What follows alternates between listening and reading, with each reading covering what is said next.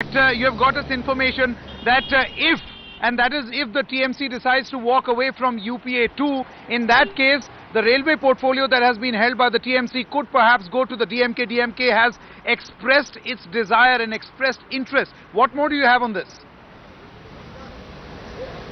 Well, Sanket, one thing is clear that after A. Raja was made to resign in the entire aftermath of the 2G case, one portfolio of the DMK is still due in the cabinet, and time and again we've been asking top leaders in the Congress when that's going to be filled, and we were told that there's no hurry, and perhaps it is this correct political opportune, politically significant moment where the DMK can actually extract its pound of flesh from the Congress and claim the railway ministry. That is, if the Trinamool goes ahead, seems evident right now, but if that is what we see in days to come, that Mukul Roy puts in his papers and after Mamata Banerjee decides to take a call on whether she wants to break away from the UPA, then the DMK could ask for that portfolio, and the Congress may not have any choice because they do owe the DMK one portfolio in the cabinet after A. Raja's exit.